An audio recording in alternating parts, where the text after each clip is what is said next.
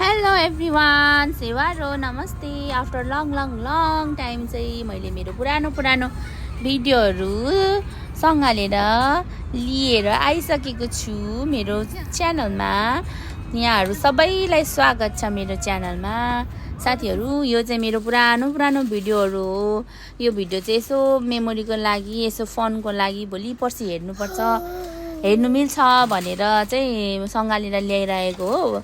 र अहिले चाहिँ मैले चाहिँ के गरिरहेको छु भने नि, नयाँ रुम सर्नु लागेको थियो। अनि नयाँ रुम सर्ने बेलामा चाहिँ आफूले जाने अनुसार, आफ्नो आस्था अनुसार चाहिँ मैले यसरी तिलजाउ पानी लगाएर यसो बत्ती सत्ती बालिराख्ने, अगरबत्ती बालिराख्ने, नयाँ घरलाई यसो शुद्धि गरिराख्ने भनेर चाहिँ यहाँनिर यस्तो फुलपाती चढाउनु लागेको छु।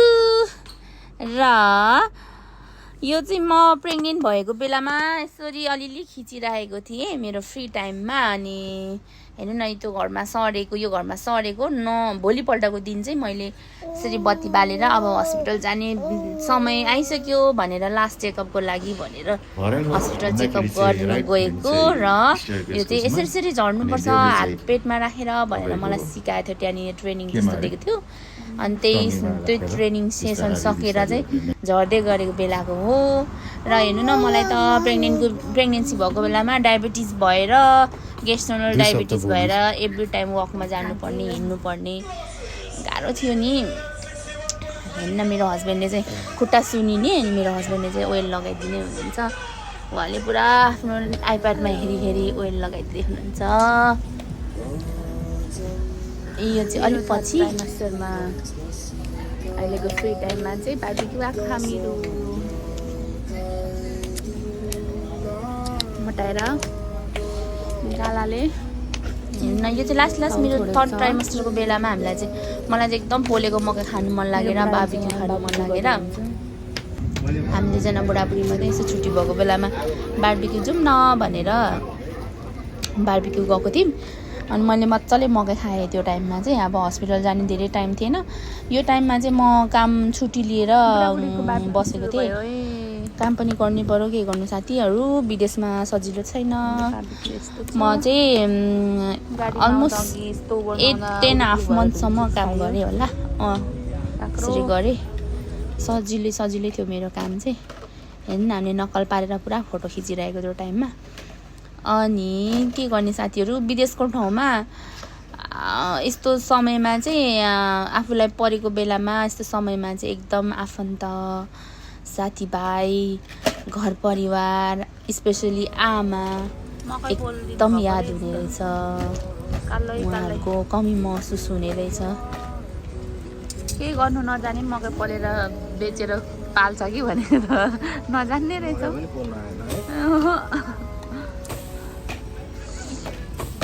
लो परमेश्वरा, पानी हाल्ने तरिका त खतरा छ।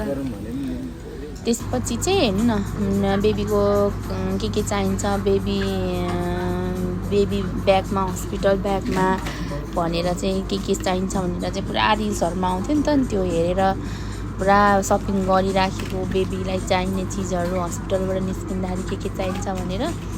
अनि यो टाइमसम्म चाहिँ त्यति सपिङहरू गरेको थिएन हामीले, बच्चाको लागि पनि अनि आफ्नो लागि पनि भनौँ न, चाइनिज चिजहरू। अनि पछि चाहिँ ल अब चाहिँ लास्ट भयो, गर्नुपर्छ भनेर चाहिँ जस्तो 1 विकभन्दा अगाडि हामीले गएर सपिङ गरेको थियो।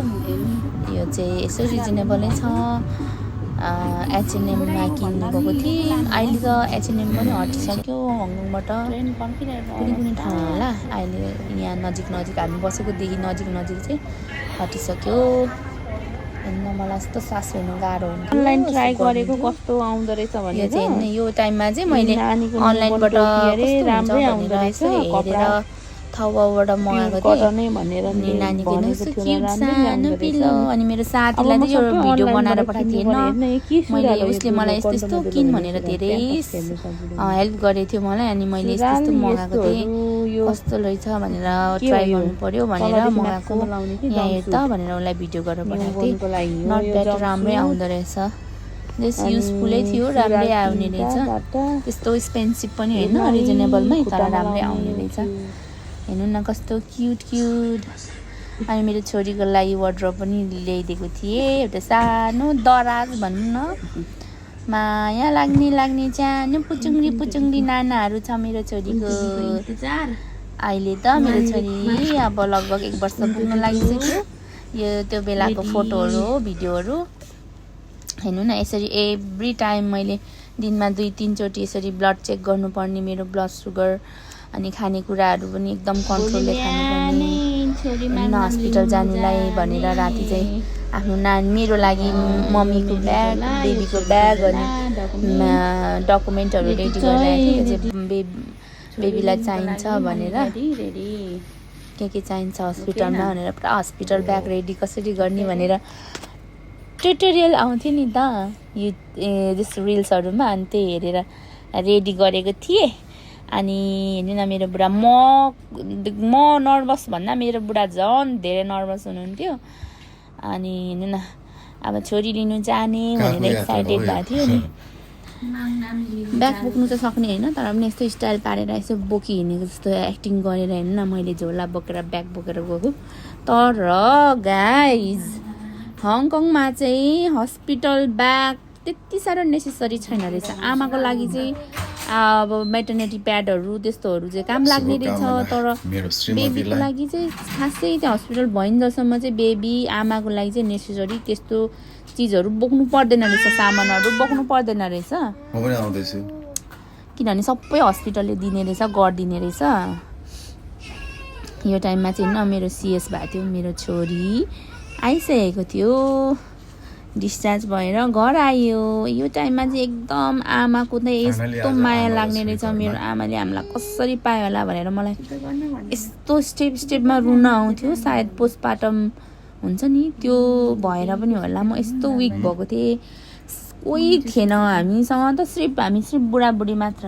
मेरो बुढाले त झन् के नजान्नुहुने, उहाँलाई त मैले यस्तो यस्तो गर्नु भन्नु मात्र गर्ने, उहाँले त जान्नु भएकै के थिएन। आफन्तहरू यति मिस हुँदो रहेछ, साथीभाइ यो टाइममा यति मिस हुँदो रहेछ, स्पेसली आमा यति मिस हुँदो रहेछ। जसो तसो दुःख सुख गऱ्यौँ। मेरो छोरीको चाहिँ नेपालमै न्वारान गरिदिइसकेको थियो। अनि हाम्रो धर्म संस्कार अनुसार यो चाहिँ पछि हस्पिटलबाट आएर हामीलाई चाहिँ, म चाहिँ 6-7 दिनमा मात्रै मेरो छोरीलाई जन्डिस देखायो नि, 7-8 दिनमा मात्रै हामी घर आयो। मलाई त छिटै डिस्चार्ज थियो, तर पनि छोरीलाई चाहिँ अलिक दिन राख्यो। अनि यो चाहिँ यसो पस्ने बेलामा उसको गृह प्रवेश भनौँ न, भर्खर घरमा लक्ष्मी लिएर आउने बेलामा चाहिँ यसो हस्बेन्डलाई यसरी तिलचाउ पानीले छर्किदिनु, हामीलाई यसरी उयो गर्नु भन्यो। अब त्यो पाइलाहरू राखेर त्यस्तोहरू चाहिँ गर्नु हामीले जानिनौँ। एक त भ्याउँदैनौँ थियो, हस्बेन्ड मात्र मलाई हस्पिटल टेक केयर गरोस् कि बेबीलाई हेर्नु जाओस् कि एभ्रिडे हामी चाहिँ घर आएर पनि एभ्रिडे मलाई खाना बनाइदियोस् कि एभ्रिडे के हुन्छ नानीलाई दुध खुवाउनुलाई जानुपर्ने थियो।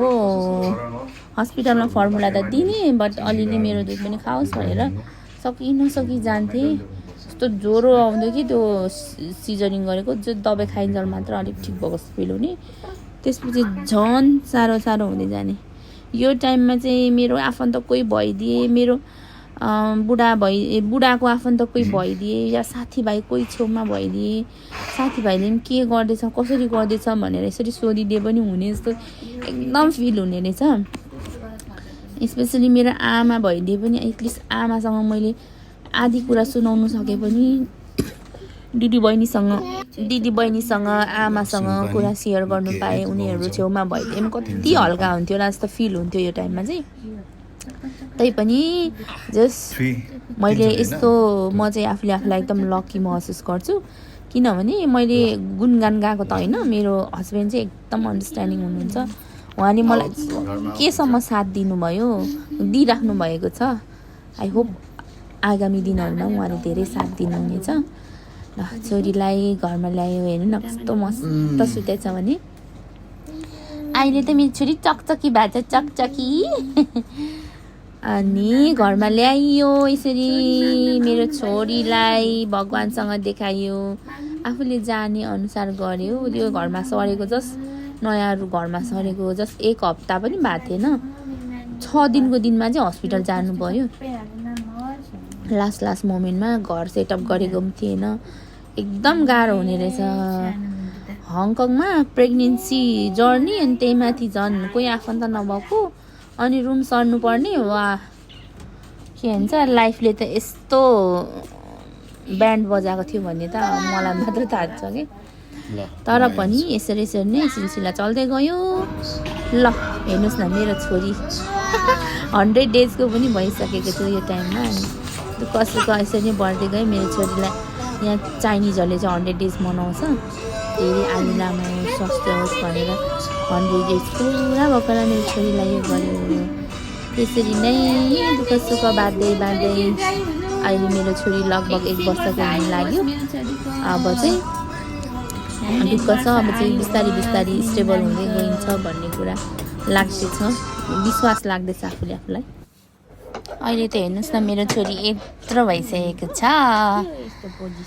आई होप हजुरहरूले पनि इन्जोय गर्नुभयो होला थ्याङ्क यू फर वाचिङ यसरी नै साथ दिँदै हेर्दै जानु होला म चाहिँ मेरो छोरीको माङनामको जर्नीहरू सेयर गर्दै जानेछु बाई